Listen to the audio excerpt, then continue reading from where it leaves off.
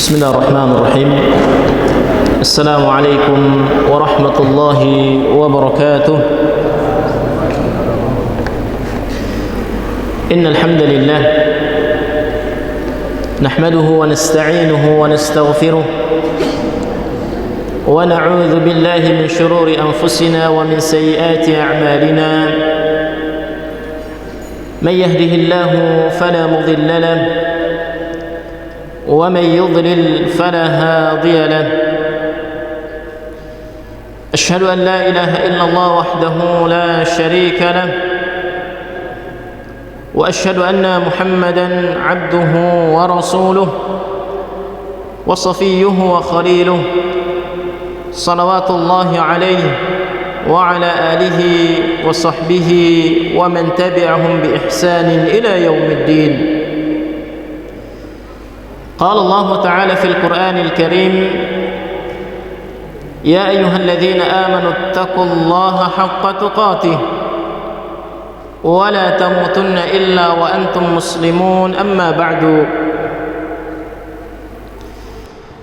Bapak Ibu hadirin jamaah sekalian rahimakumullah,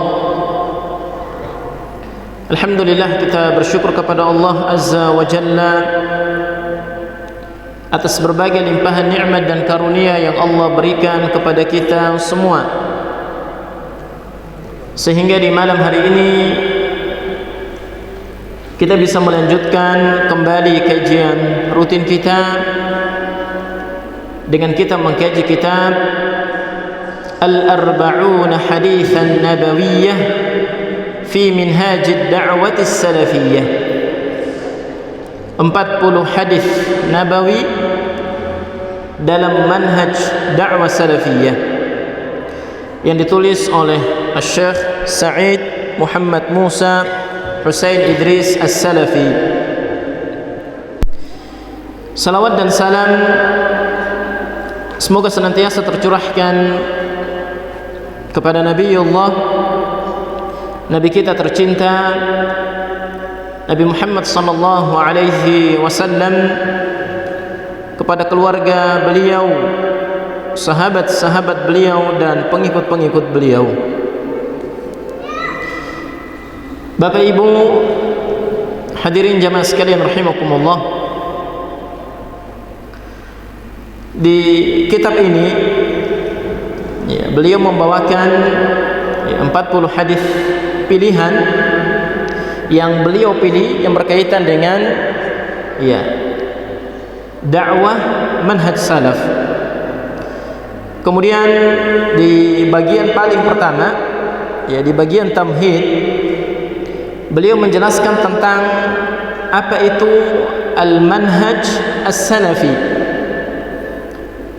Di sini beliau menjelaskan pengertiannya secara bahasa, sebagaimana dinukil dalam Lisanul Arab yang ditulis oleh Al-Allamah Ibnu Manzur. Kata minhaj kal manhaj, kata minhaj atau manhaj itu memiliki arti yang sama, sebagaimana yang Allah sebutkan di surat Al-Maidah, likullin ja'alna minkum syir'atan wa minhaja. Bagi semuanya kami jadikan untuk mereka syir'atan wa minhaja, aturan-aturan, wa minhaj, dan minhaj adalah at-tariq al-wadih, jalan yang terang, jalan yang jelas. Amma as-salafi fahuwa sifatun lil minhaj bi'annahu ala tariqati as-salaf as-salih, ala tariqati as-salaf as-salih. Adapun as-salafi maksudnya sifat dari manhaj itu sendiri, yaitu jalannya as-salaf as-salih, para pendahulu yang saleh, para pendahulu yang baik. Dan yang dimaksud di sini adalah para sahabat, tabi'in, dan dua generasi setelah mereka. Kemudian beliau juga menjelaskan kata salaf dan salafiyah secara bahasa dan istilah. Ya. Antum bisa baca nanti di PDF-nya ya. Kemudian di bagian berikutnya, ya, beliau menjelaskan tentang itlaq ahlul ilm qadiman wa hadithan kalimatus salafi. Ya. Para ahli ilmu ya menggunakan ya kata salafi dalam ucapan-ucapan mereka dan dalam buku-buku mereka. Ya, di sini dinukil perkataan Al-Dhahabi, kemudian perkataan yang lainnya, ya, Auza'i dan yang lainnya, Ibnu Katsir, tentang kata ya salafi. Dan di bagian akhir di tamhid beliau menyebutkan asma ahlus sunnati asy-syar'iyyah ad-dallatu 'ala al-islam as-sahih. Kemudian di bagian akhir beliau menyebutkan tentang nama-nama lain dari Ahlus Sunnah wal Jamaah. Ya. Yaitu yang pertama Ahlus Sunnah wal Jamaah, yang kedua Al-Firqatun Najiyah, yang ketiga At-Taifah Al-Mansurah, yang keempat Ahlul Hadis, yang kelima Al-Ghuraba, dan yang keenam As-Salafiyun. Ya, para pengikut salaf. Kemudian setelah itu beliau memulai dengan hadis yang pertama, ya, hadis tentang ikhlas. Dan hadis ini hadis yang masyhur. Ya. Ana yakin antum semuanya sudah hafal hadis ini. Ya. Dan hadis ini biasanya ada di bagian paling depan, paling pertama di dalam buku-buku para ulama. Baik, kita baca hadisnya. Al-hadithul awwal, al-ikhlas. An Umar ibn al-Khattab radhiyallahu anhu qala. Dari Umar bin Khattab radhiyallahu anhu, beliau menuturkan, qala Rasulullah sallallahu alaihi wasallam, Rasulullah sallallahu alaihi wasallam bersabda, innamal a'malu binniyat wa innama likulli imri'in ma nawa. Sesungguhnya semua amalan tergantung pada niatnya, dan setiap orang akan mendapatkan apa yang ia niatkan. فَمَنْ كَانَتْ هِجْرَتُهُ إِلَى اللَّهِ وَرَسُولِهِ فَهِجْرَتُهُ إِلَى اللَّهِ وَرَسُولِهِ. Maka siapa saja yang hijrahnya karena Allah dan Rasulnya, maka hijrahnya menuju Allah dan Rasulnya. وَمَنْ كَانَتْ هِجْرَتُهُ إِلَى دُنْيَا يُصِيبُهَا أو امرأة ينكحها فهجرته إلى ما هاجر إليه. Dan siapa saja yang hijrahnya karena dunia yang ingin ia dapatkan, atau seorang wanita yang ingin ia nikahi, fahijratuhu ila ma hajara ilaihi, maka hijrahnya menuju apa yang ia tuju. Maka di hadis ini Nabi SAW menjelaskan kepada kita tentang pentingnya niat. Suatu amalan itu akan menjadi besar jika niatnya benar, jika niatnya ikhlas. Dan betapa banyak amalan yang besar menjadi kecil atau bahkan tidak berarti apa-apa di sisi Allah Subhanahu wa taala disebabkan oleh niatnya yang rusak. Niatnya karena ingin mendapatkan dunia, niatnya karena ingin mendapatkan pujian, sanjungan, niatnya supaya mendapatkan kedudukan, maka amalan yang dia lakukan tidak ada artinya di sisi Allah Azza wa Jalla. Niat ini menjadi pembeda antara sesuatu itu wajib dan sesuatu itu sunnah.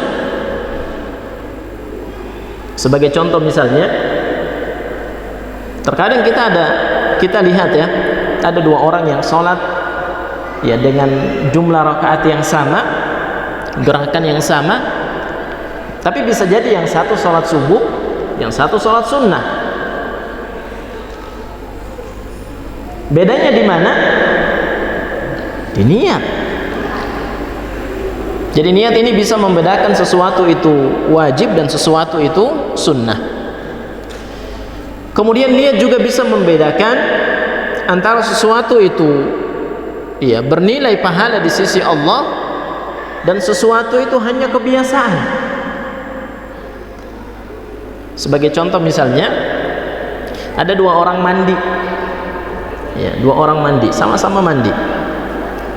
Bisa jadi yang satu mandinya mandi junub, niatnya mandi junub, ingin menghilangkan hadas besar yang ada pada dirinya, maka dia dapat pahala.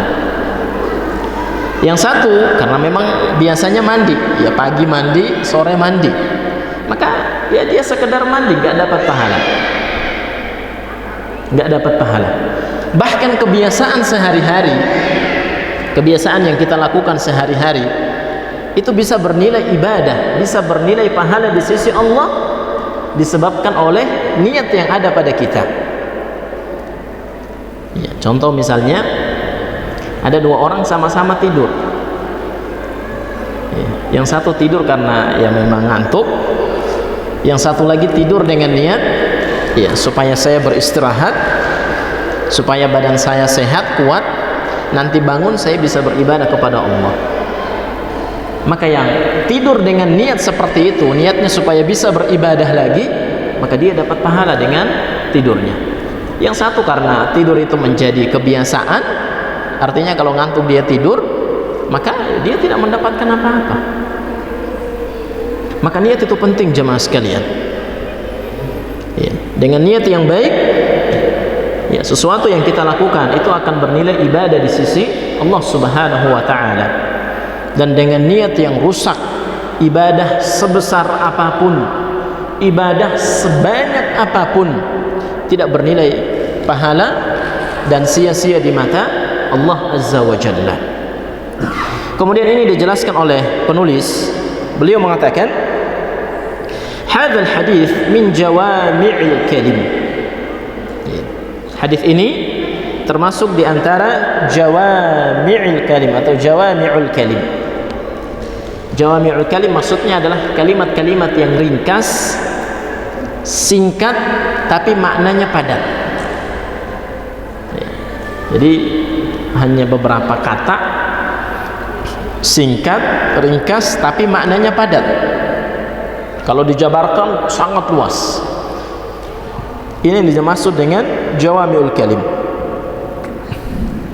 Wa aslun min usuli syari'atihil gharra. Dan hadis ini merupakan aslun, dasar atau pondasi dari syariat ini.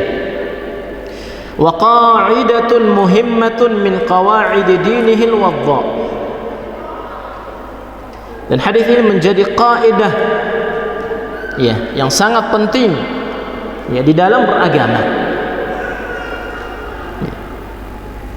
Jadi orang itu bisa dinilai mendapatkan pahala atau tidak, kita tidak bisa menilai. Terkadang kita lihat orang, masya Allah, sholatnya bagus, gerakannya bagus, sholatnya seakan-akan khusyuk, tapi kita tidak tahu apakah di sisi Allah amalannya tersebut diterima atau tidak. Kita tidak bisa menjamin, karena kita tidak tahu dengan isi hati seseorang. Hanya dia dan Allah Subhanahu wa ta'ala yang tahu apa yang ada di dalam hatinya. Wa huwa ahadul ahadith allati yaduru 'alaiha madarul Islam. Dan hadis ini merupakan salah satu hadis yang menjadi hadis yang sangat penting di dalam agama. Fa inna an-niyata hiya asasul a'mal. Karena niat merupakan asas, pondasi dari amal-amal saleh yang dilakukan oleh seseorang. Wala tuqbalu illa biha. Wala taqbalu illa biha. Dan seseorang yang beramal saleh, amal salehnya tidak diterima oleh Allah Subhanahu wa ta'ala kecuali dengan niat yang baik. wa hiya kal asasi lil bina la yaqumu illa bihi. Maka niat itu bagaikan pondasi bagi sebuah bangunan. Ya, apalagi kalau bangunannya tinggi ya, bangunannya 10-20 lantai, maka pondasinya harus kuat ya. Maka biasanya arsitek itu sebelum membangun gedung yang tinggi, dia harus memperkirakan dulu, dia harus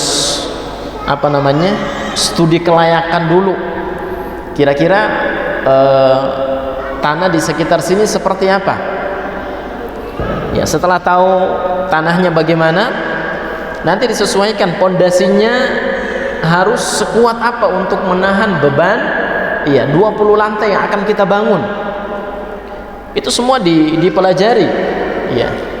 Kemudian setelah itu baru kemudian mereka membangun pondasinya yang kuat dan membangun lantai-lantai di atasnya. Jadi pondasinya harus kuat, kalau nggak kuat bahaya ya.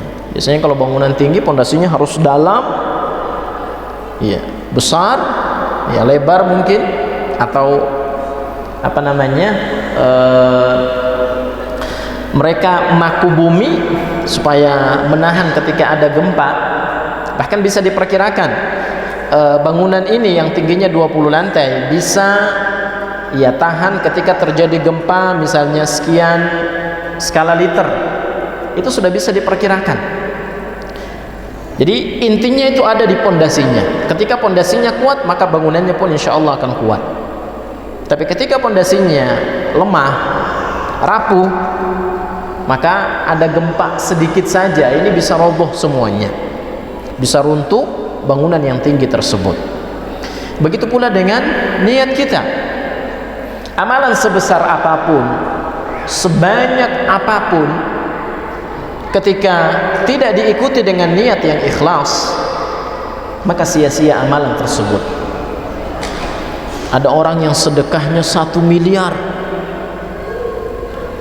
ya, 1 miliar, banyak kan? Tapi niatnya apa?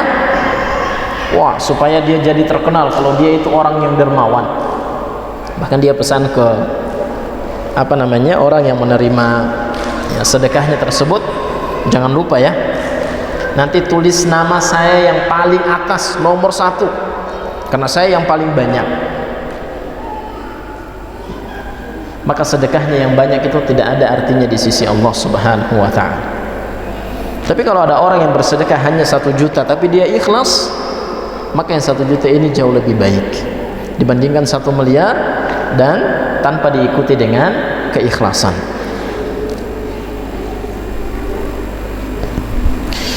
Hatta qala anhu Abu Ubaid, "Laisa fi akhbarin Nabi sallallahu alaihi wasallam ajma' wa aghna wa aktharu fa'idah min hadzal hadits." Ya, tidak ada hadis Nabi sallallahu alaihi wasallam yang lebih kaya, yang lebih banyak faedahnya dibandingkan dengan hadis ini. Ya, ini hadis yang penuh dengan pelajaran. Ya, hadis yang penuh dengan faedah. Ya, hadis yang sangat kaya dengan pelajaran. Ya, kalau kita kaji, ya mungkin butuh waktu yang lama, butuh buku yang berjilid-jilid untuk membahas hadis ini.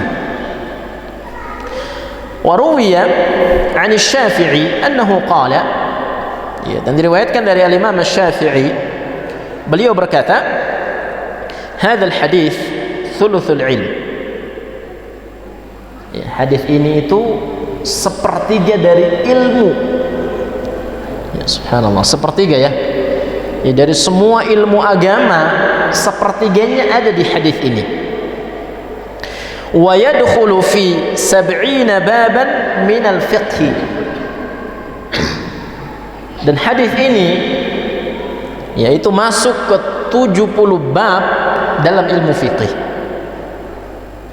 Ya, 70 bab. Jadi 70 bab itu hadis ini masuk ke dalam pembahasan-pembahasan di bab-bab tersebut. Wa qad 'addahu thuluthul ilm. Dan beliau memasukkan bahwa hadis ini termasuk masuk dalam sepertiga ilmu. Wa sababu dzalika anna kasbul 'abd yakunu biqalbihi wa lisanihi wa jawarihihi wan niyatu ahadu aqsam ats-tsalatsa. Dan sebab beliau berkata demikian karena apa yang dilakukan oleh seseorang, amalan yang dilakukan oleh seseorang itu dilakukan dengan 3 anggota tubuhnya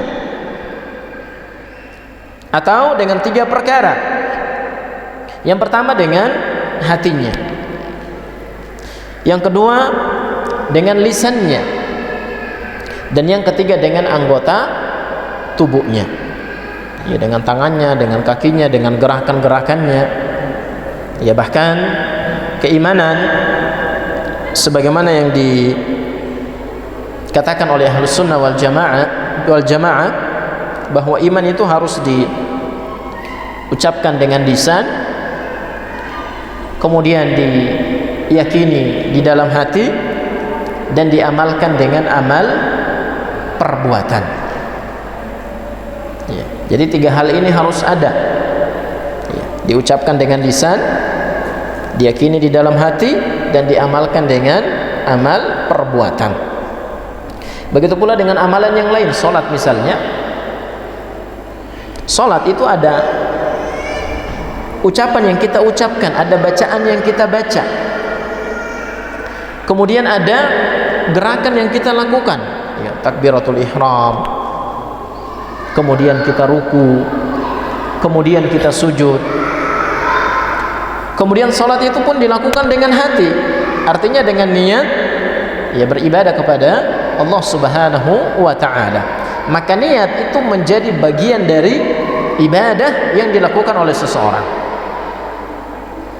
Makanya Imam Syafi'i mengatakan bahwa hadis ini merupakan sepertiga dari ilmu. Wa qad raghaba al-ulama bi an tustaftahu al-kutub wal musannafat bi hadzal hadits. Dan para ulama menganjurkan agar seseorang yang menulis buku atau mengarang buku hendaknya memulai bukunya dengan hadis ini, tashihan li niyatil musannif wal qari,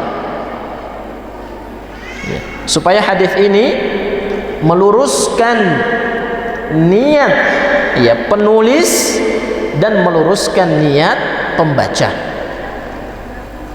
supaya yang nulis pun nulisnya niatnya ikhlas lillahi ta'ala, yang baca pun niatnya ikhlas lillahi ta'ala, bukan nulis supaya wah nanti kalau buku saya jadi laris, bestseller misalnya, saya bisa dapat royalti dari penerbit. Tidak,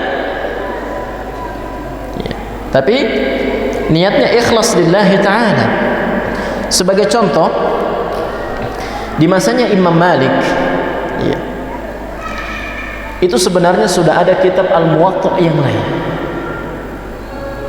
sudah ada ulama-ulama yang lain yang menulis kitab Al-Muwatta.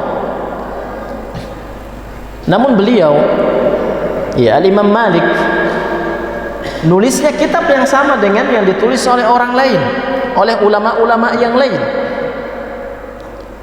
Maka ditanyakan kepada mereka, kepada beliau, ya Imam, wahai Imam Malik, kenapa engkau menulis buku yang sudah ditulis oleh ulama yang lain? Maka apa jawab beliau? Ma kana lillahi baqi. Segala sesuatu yang diniatkan karena Allah maka akan kekal. Itu jawaban beliau. Segala sesuatu yang diniatkan karena Allah akan kekal. Dan apa yang beliau sampaikan benar. Sampai hari ini kitab-kitab Muwatta yang lain hilang. Banyak yang hilang. Justru kitab Muwatta yang paling terkenal yang sampai ke kita adalah Muwattanya Imam Malik. Dan ternyata ketika beliau menulis kitab tersebut, ditulis dengan penuh keikhlasan. Maka Allah Subhanahu wa ta'ala menjaga kitab beliau sampai hari ini masih ada. Ya. Makanya disebutkan oleh penulis di sini bahwa para ulama yaitu menganjurkan ya, siapa saja yang ingin menulis buku untuk memulai bukunya dengan hadis ini. Tujuannya supaya meluruskan niat penulis dan meluruskan niat orang yang membacanya. Artinya membaca ini semata-mata ingin mencari ilmu, bukan supaya saya mau baca ini nanti saya akan berdebat dengan Ustadz Fulan, saya baca ini supaya nanti saya akan menjadi seorang yang berilmu, yang terkenal, bisa ceramah di mana-mana misalnya. Tidak. Dan bahaya orang yang menuntut ilmu, ya, menuntut ilmu yang seharusnya diniatkan lillahi ta'ala, tapi dia menuntut ilmu karena ada aghrad ad-dunyawiyah, karena ada keinginan duniawi yang ingin ia dapatkan. Saya menuntut ilmu supaya nanti kerja gajinya besar. Saya menuntut ilmu ya supaya nanti ketika selesai saya dapat jabatan, saya dapat posisi. Maka yang seperti ini bahaya. Ya, kan disebutkan dalam hadis, ya, siapa saja yang menuntut ilmu, ya, mimma yubtagha bihi wajhullah, yang seharusnya dia mengharapkan wajah Allah, ya, tapi dia menuntutnya liyusibu bihi 'ardan minad dunya, dia menuntut ilmu karena menginginkan dunia, jabatan, harta dan yang lainnya. Kata Nabi SAW, lam yajid 'arfal jannah, maka dia tidak mencium wanginya surga. Padahal wanginya surga itu sudah tercium dari jarak puluhan atau ratusan kilometer sebelum seseorang sampai ke surga. Ya, maka niat ini sangat penting.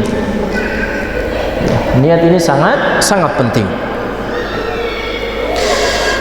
Faqad qala Abdurrahman ibnu Mahdi, ya, Abdurrahman bin Mahdi mengatakan, man arada an yusannifa kitaban falyabda bihadzal hadis.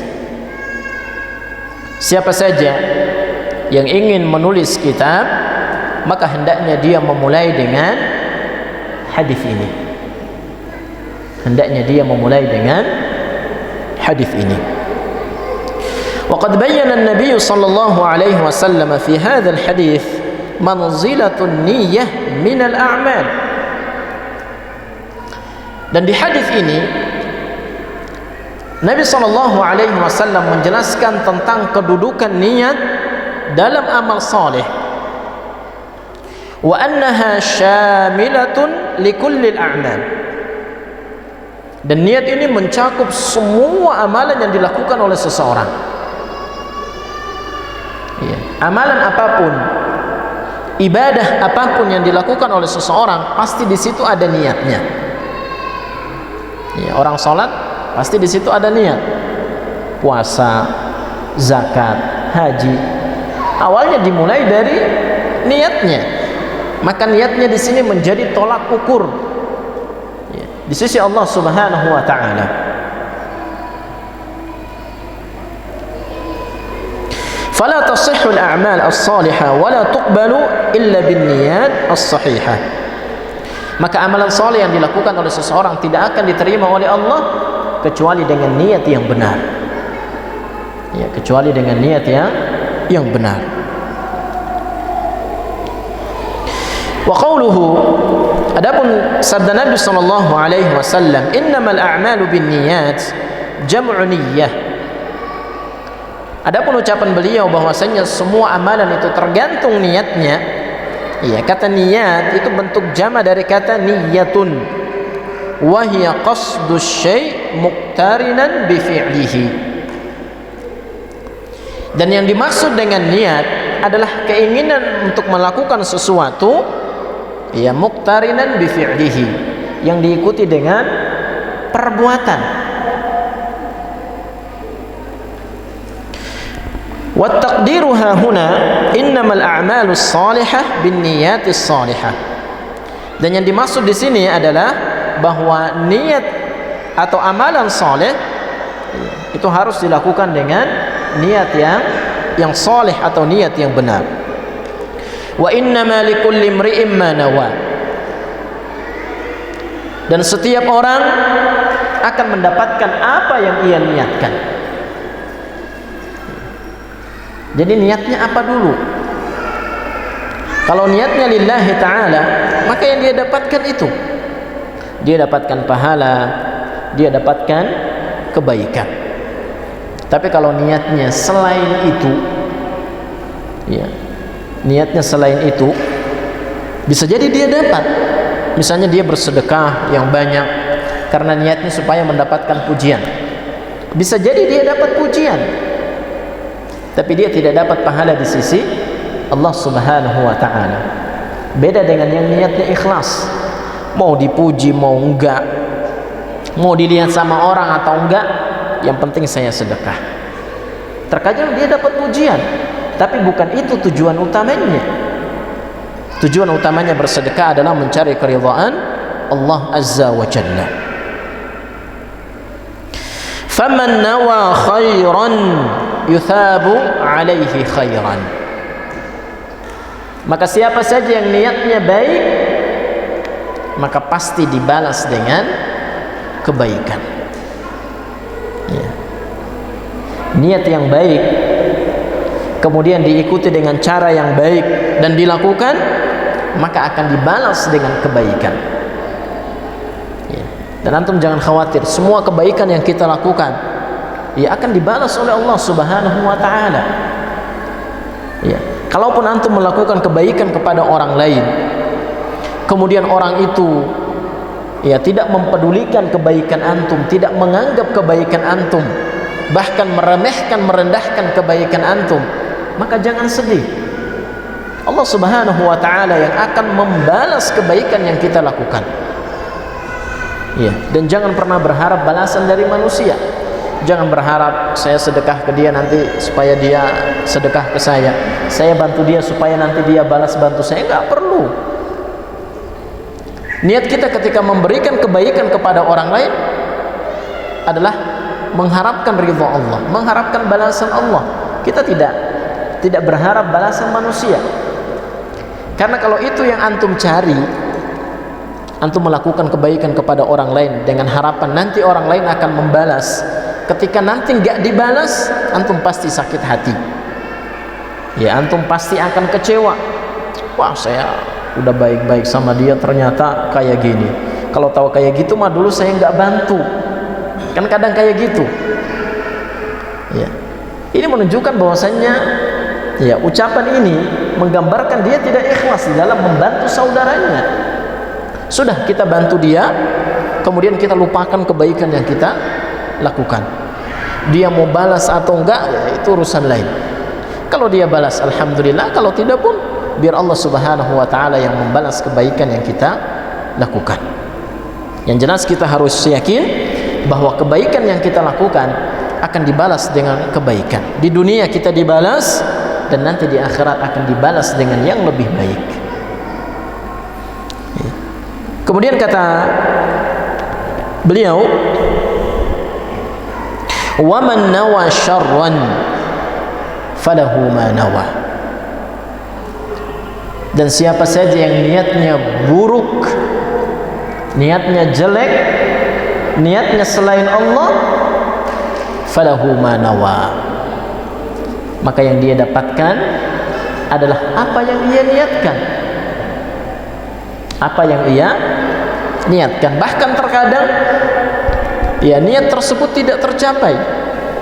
Dia sudah bersedekah banyak-banyak, tahu-tahunya nggak ada orang yang muji dia, nggak ada orang yang menyanjung dia. Dia berusaha sholat dengan sebaik-baiknya, seikhlas-ikhlasnya, dengan harapan dilihat oleh orang misalnya. Kebetulan di situ ada calon mertuanya yang lagi sholat juga. Dia memperbagus sholatnya supaya dilihat. Tahu-tahunya calon mertuanya cuek aja misalnya. Dia tidak mendapatkan apa yang dia niatkan, maka rugi. Ya, orang yang seperti ini orang yang merugi. Dia tidak dapat apa-apa di sisi Allah Azza wa Jalla.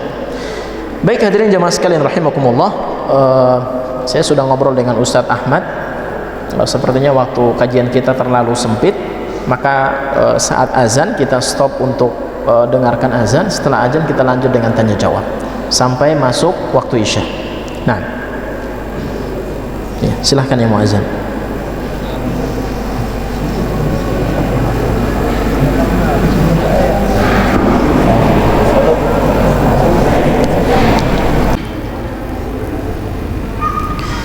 Baik, hadirin jamaah sekalian rahimakumullah, kita lanjut dengan tanya jawab. Silahkan bagi antum yang punya pertanyaan atau ada hal-hal yang kurang jelas, kita tanya jawab.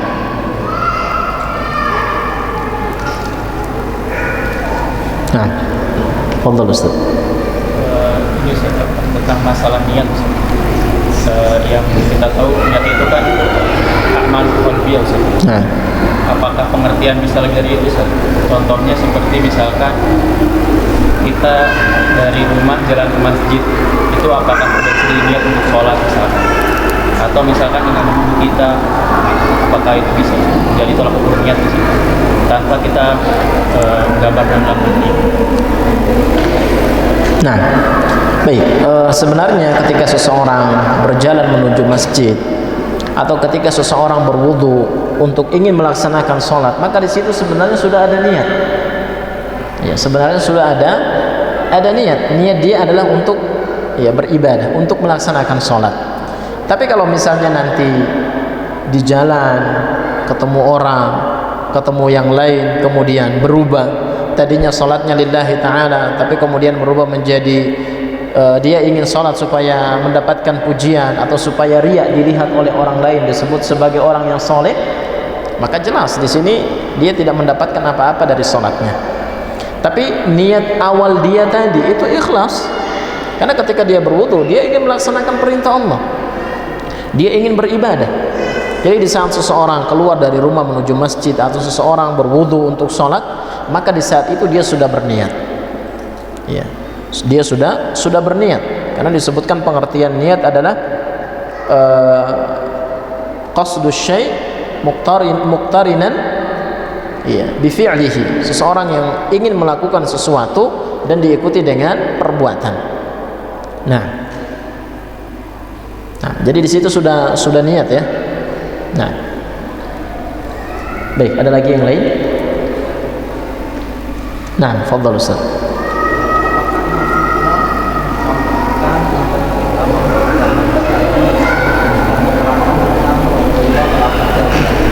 Niat apa? Niat apa? Melafadzkan niat apa?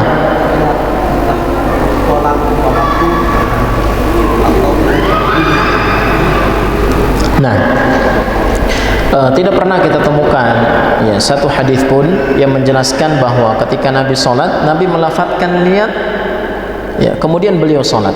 Tidak ada, karena niat ini tempatnya di hati. Ya, niat ini tempatnya di hati. Maka ketika seseorang berwudu atau ketika seseorang berjalan menuju masjid, maka di saat itu sebenarnya dia sudah berniat untuk melaksanakan sholat. Adapun melafadzkan niat, ya melafadzkan niat, ya nawaitu dan yang lainnya, maka ini tidak ada dasarnya. Kalau saja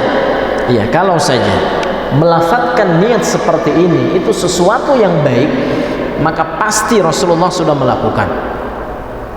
Ya, beliau sebelum sholat, sebelum takbiratul ihram, beliau sudah baca ya niat sholatnya. Dan kalau saja ini baik, beliau pasti memerintahkan umatnya untuk melakukannya, dan pasti sudah dilakukan oleh para sahabat. Ya, semuanya melakukannya. Kalau ini sesuatu yang baik, tapi ternyata kita tidak menemukan dalil, kita tidak menemukan nas secara jelas yang menjelaskan bahwa ketika Rasulullah sholat beliau membaca niat. Nah, Syekh Utsaimin dalam syarah Arba'in An-Nawawiyah, ya, ketika beliau mensyarah hadis ini, beliau menceritakan bahwa di Masjidil Haram itu ada orang yang sholat dan terbiasa baca niat. Ya, usolli fardhan maghrib 3 rakaat mustaqbilal qiblah ma'muman lillahi ta'ala. Maka yang di samping negur, Pak, masih kurang, Bapak harus tambahkan di niat Bapak, saya sholat di Masjidil Haram. Jadi di niat itu harus ditambahkan ya, mustaqbilal qiblah fi Masjidil Haram lillahi ta'ala. Maksudnya sebenarnya ingin dicandai, ya ingin dicandai. Kalau yang seperti ini itu tidak ada dasarnya. Karena kalau ditambah banyak, ya saya berniat sholat, ya menghadap kiblat, kemudian sebagai makmum, imamnya siapa, di tempat di mana, waktunya kapan. Kalau ditambahkan akan banyak dan ini memberatkan. Saya pernah dapat cerita dari salah satu ustadz saya, ya dia biasa dai di pelosok-pelosok. Beliau menceritakan beliau pernah bertemu dengan orang yang gak pernah sholat. Ketika ditanya, Pak, ya kok gak pernah ke masjid? Kata bapaknya, Pak Ustadz, saya belum hafal niat sholat. Antum lihat, ini memberatkan. Gara-gara dia gak hafal niat sholat, dia gak sholat. Karena kalau menurut dia, kalau gak baca niat, gak sah sholatnya. Ya, subhanallah. Padahal yang seperti ini tidak ada dasarnya di dalam, ya, syariat. Tidak ada perintahnya di dalam Al-Quran, tidak ada perintahnya di dalam Al-Hadith. Nah, Ustaz. Ya, silakan.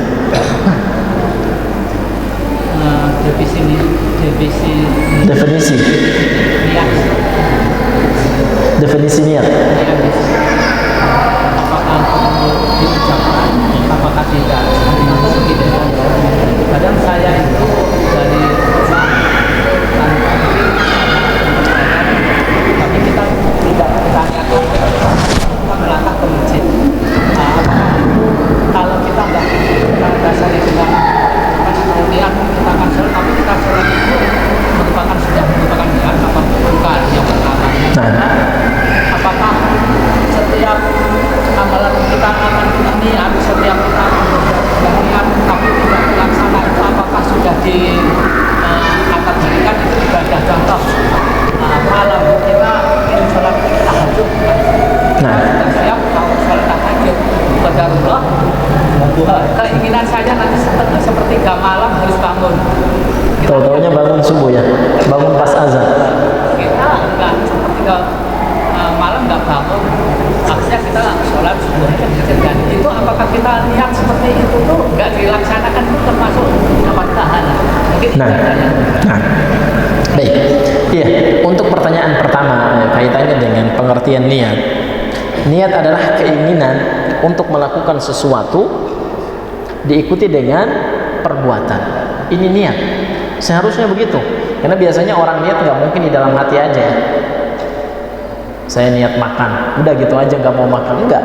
Biasanya dia niat makan ya nanti mau makan. Saya niat minggu depan hari Ahad saya mau ke KFC, makan di KFC. Apakah sekedar di dalam hati? Enggak. Jadi niat itu di dalam hati dan nanti diikuti dengan perbuatan. Jadi ini niat. Misalnya tadi dicontohkan keluar dari rumah, tadinya nggak mau ke masjid ya, tapi tiba-tiba dengar azan ke masjid. Maka saat dengar azan Bapak ke masjid itu sudah niat. Jadi niat itu nggak mesti harus 1 jam sebelumnya, ya, atau 30 menit sebelumnya, enggak. Saat dengar azan kemudian Bapak langsung ke masjid, itu kan sudah niat. Ya, di situ sudah niat. Ya. Nah, kemudian yang kedua, kaitannya dengan niat, apakah dengan niat seseorang mendapatkan pahala? Kalau niatnya benar, dia dapat pahala. Contoh tadi, ada seseorang yang berniat untuk sholat lail di sepertiga malam terakhir, insya Allah nanti jam 3:30 atau jam 3 saya bangun sholat malam. Jadi dia sudah niat seperti itu dan tidurnya awal. Karena saya mau bangun jam 3, saya tidur awal. Tidurnya 8:30, udah tidur. Tahu-tahunya bangun azan subuh. Azan subuh baru bangun, ketiduran. Tadinya mau jam 3, ternyata bangunnya 4:30 pas azan misalnya. Maka di saat itu dapat pahala. Karena kalau saja beliau tidak tertidur, maka pasti beliau akan melaksanakan sholat lain. Nah, jadi yang seperti ini insya Allah dapat pahala. Begitu pula kebiasaan kita, kebiasaan sehari-hari kita. Misalnya ada orang yang biasanya selalu menjaga sholat sunnahnya, kebiasaannya begitu, sholat qabliyah, ba'diyah, sholat duha misalnya, sholat malam. Suatu saat dia safar, nggak sempat sholat sunnah, nggak sempat sholat duha, nggak sempat sholat lain, maka ditulis dia dapat pahala terus. Kenapa?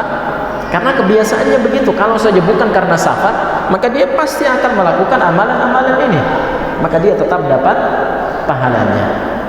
Nah, dan ini semua menunjukkan bahwasanya ya Allah Subhanahu wa taala itu maha luas karunia-Nya. Dengan sekedar niat yang baik, seseorang akan mendapatkan kebaikan. Nah, baik, ada lagi yang lain? Nah, waalaikumsalam.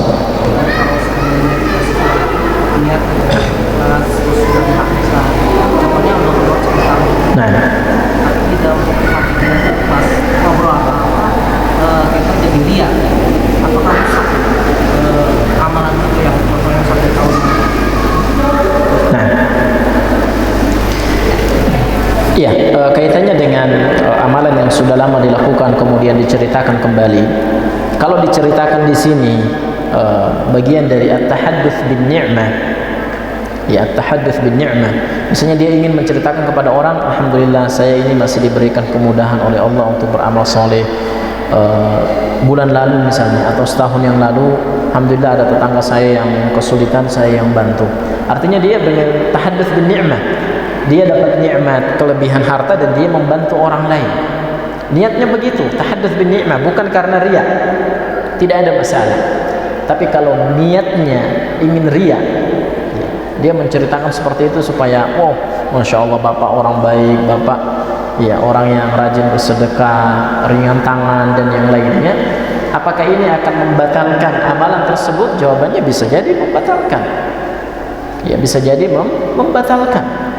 Jadi tidak mesti harus setelah beramal soleh kemudian atau sebelum beramal dia niat riya kemudian pahalanya atau amalan tersebut tidak diterima oleh Allah. Tidak, bisa jadi setelah beramal dia riya, amalannya tersebut hilang. Ya, dia tidak mendapatkan pahala di sisi Allah Subhanahu wa taala. Maka sudah, kalau bisa kita dan Allah saja yang tahu dengan semua kebaikan yang kita lakukan, ini lebih baik. Ya, sembunyikan semua kebaikan, semua amal soleh yang pernah kita lakukan. Orang yang menyembunyikan ya kebaikan yang dia lakukan, ini termasuk salah satu golongan orang yang mendapatkan naungan Allah kelak pada hari kiamat. Ya, seperti yang disebutkan dalam hadis riwayat Muslim, Bukhari dan Muslim, yang mana Nabi SAW mengatakan sab'atun yuzilluhumullahu fi zillihi yawma la zilla illa zilluh. Ada 7 golongan yang mendapatkan naungan di mana di hari tersebut tidak ada naungan kecuali naungan Allah. Di antaranya Nabi mengatakan wa rajulun tasaddaqa bi sadaqatin fa akhfaha. Ya, seseorang yang bersedekah kemudian menyembunyikan sedekahnya hingga tangan kirinya tidak tahu apa yang dilakukan oleh tangan kanannya. Artinya sedekahnya sembunyi-sembunyi, nggak kelihatan, nggak ada yang tahu. Maka kalau itu yang bisa kita lakukan, kita lakukan. Kalau bisa kita dan Allah saja yang Allah Subhanahu wa taala saja yang tahu dengan amalan yang kita lakukan, ini tentu lebih baik. Dan antum harus berhati-hati dengan media sosial, Facebook, Instagram, ya, dan yang lainnya. Wa akhawatuha, ini bahaya. Jangan sampai antum sering menulis atau memfoto sesuatu yang menjadi aktivitas ibadah antum. Lagi baca Quran, foto, alhamdulillah hari ini bisa tilawah 1 juz. Apa coba maksudnya antum nulis status seperti ini? Apa maksudnya? Maksudnya ya antum pengen supaya orang lain tahu kalau antum itu baru melakukan amal soleh berupa membaca Al-Quran 1 juz. Ya, ada orang yang bangun sholat malam kemudian setelah sholat buat status, alhamdulillah hari ini bisa bangun sholat malam. Apa faedahnya buat antum? Yang seperti ini bahaya, bisa menggiring seseorang terjatuh ke dalam perbuatan riya, bisa menghilangkan amal soleh yang ia lakukan. Maka sudah, sembunyikan semua amal soleh yang kita lakukan. Allah Subhanahu wa taala itu tidak akan lupa dengan semua amal soleh, semua kebaikan yang kita lakukan. Nah, wallahu a'lam bissawab. Hadirin jemaah sekalian rahimakumullah, ini saja yang dapat kita bahas pada kesempatan kali ini. Semoga apa yang kita dengarkan, apa yang kita simak bermanfaat untuk kita semua. Dan kita akhiri dengan doa kafaratul majlis. Subhanakallahumma wa bihamdika asyhadu an la ilaha illa anta astaghfiruka wa atubu ilaik. Assalamualaikum warahmatullahi wabarakatuh.